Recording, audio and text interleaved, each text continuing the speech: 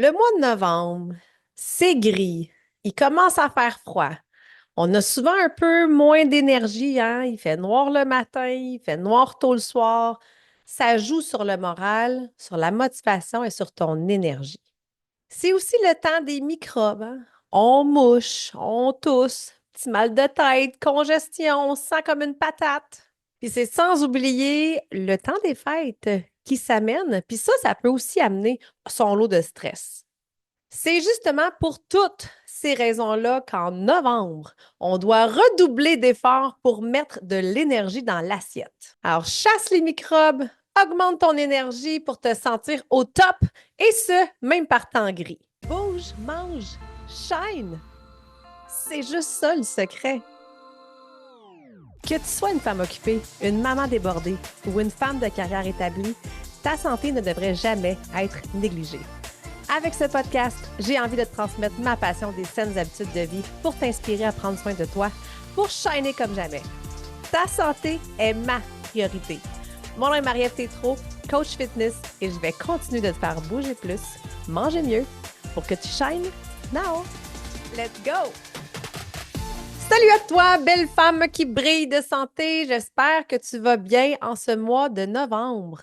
Comment ça se passe pour toi de ton côté? Est-ce que c'est un mois plus difficile?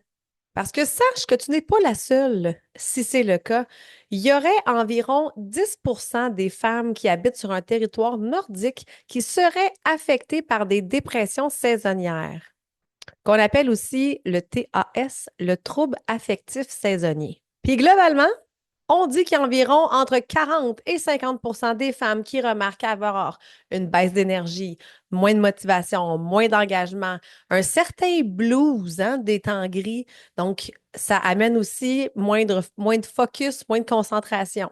Alors, c'est sans surprise que je t'apprends que tous ces facteurs-là peuvent avoir un impact négatif sur tes bonnes intentions, sur tes bonnes habitudes, puis sur ta belle routine que tu avais mis en place.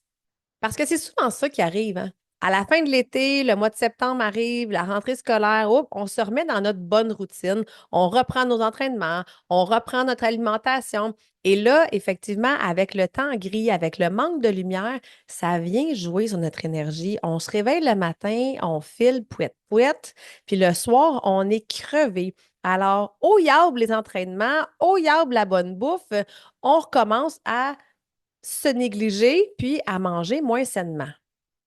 Puis ça, ben, c'est un cercle vicieux qui amène moins d'énergie, moins le goût de bouger, moins le goût de bien manger.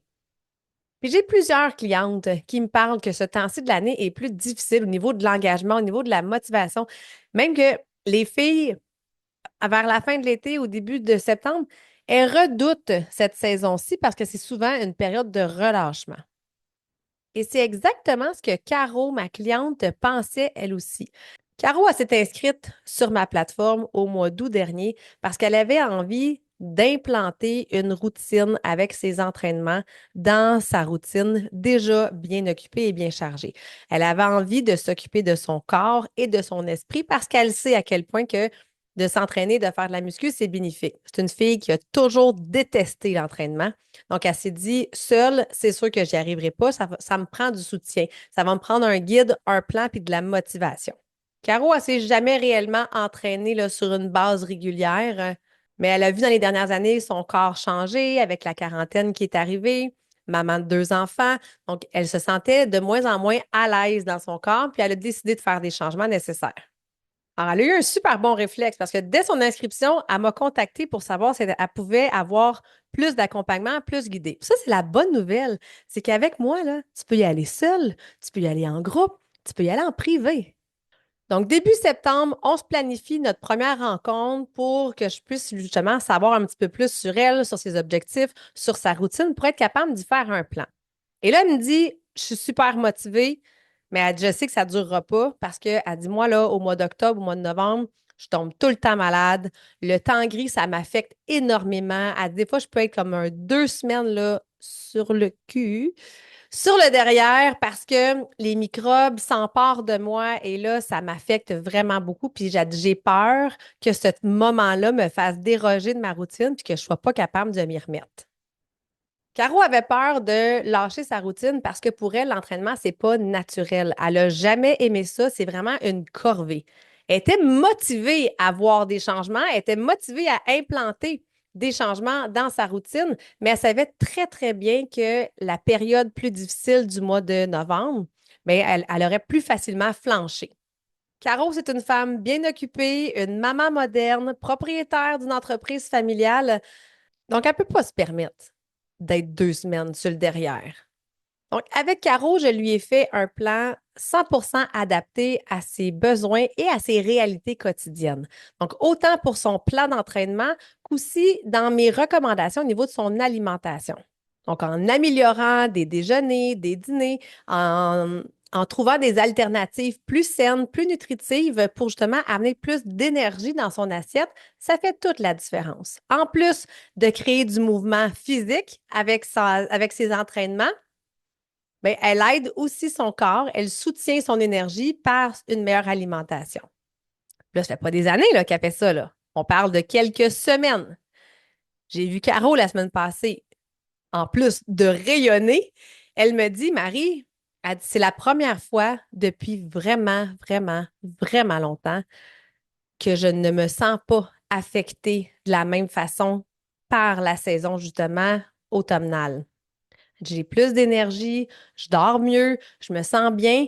Puis elle dit, j'ai même eu un petit microbe dernièrement, mais ça a duré 2, 3 jours, puis that's it, là, c'était fini. Puis elle dit, j'ai même pas eu besoin de prendre congé, là. Elle dit, c'était juste comme un petit rhume là, qui est passé puis qui est reparti aussitôt. Puis elle m'a même dit qu'elle commençait à prendre plaisir à s'entraîner. Donc, c'est important de le souligner, ça. Ce sont toutes des belles victoires. Donc, Caro a plus d'énergie, est moins malade, est plus disponible autant pour son entreprise que pour sa famille. Elle se sent bien, elle pétille. C'est payant, ça. Tu sais, souvent, là, suffit d'un départ, suffit d'un geste pour engager l'engrenage du bon côté. L'action amène l'action, l'énergie amène l'énergie. C'est exactement ça que j'ai fait avec Caro. Donc, on a commencé à remettre du mouvement dans son quotidien. Naturellement, elle me l'a dit. On dirait que parce que je m'entraîne, je fais des meilleurs choix aussi dans mon alimentation. Ça va ensemble.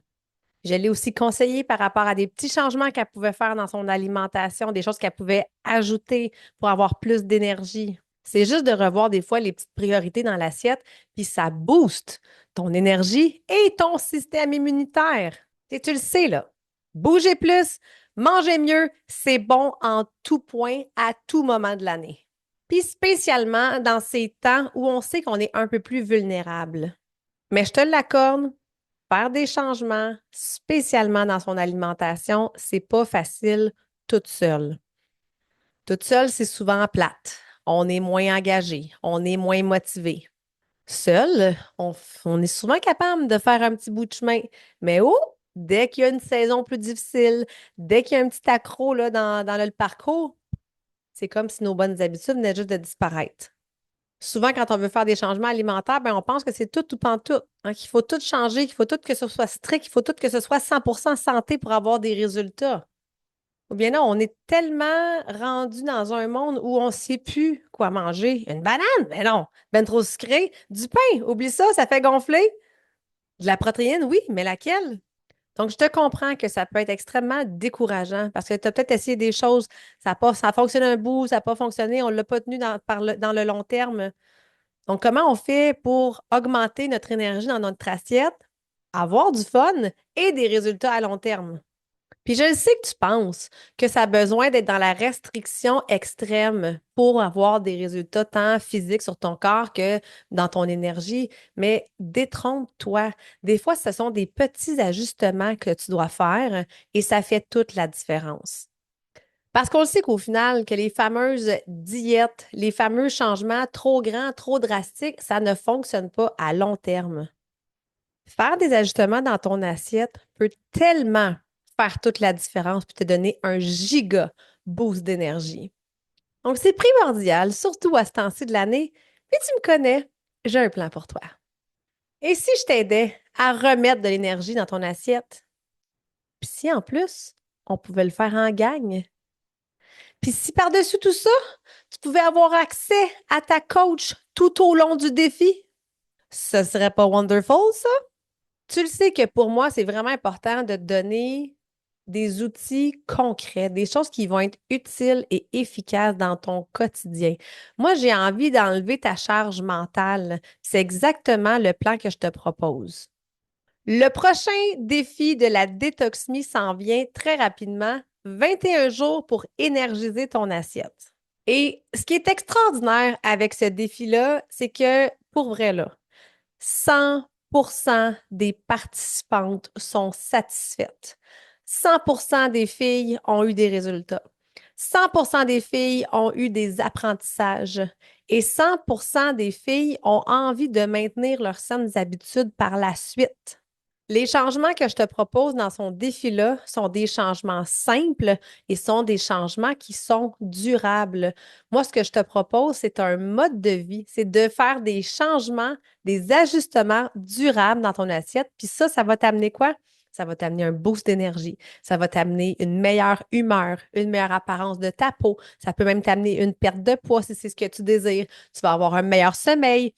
Écoute, tu vas te sentir dégonflé, tu vas te sentir bien, tu vas te sentir belle. Puis les filles me disent là, qu'elles continuent de faire mes recettes par la suite parce que mes recettes, justement, sont simples, sont délicieuses, puis souvent sont bien aimées de toute la famille. Donc, si tu as envie de contrer l'effet du temps gris, ce défi-là, il est 100% pour toi. Si tu veux un défi et un plan de recette clé en main, c'est tellement le défi pour toi. Moi, je m'assure que tout est en place pour que tu aies de la facilité et pour que tu puisses justement simplifier ta tâche. Je vais t'aider dans ta meal prep, dans ta planification et à améliorer tes skills, dans tes habiletés, tes compétences en cuisine. Et pense-y, viens booster ton assiette et ton système immunitaire juste avant le temps des fêtes, juste avant la folie puis le tourbillon que ça apporte.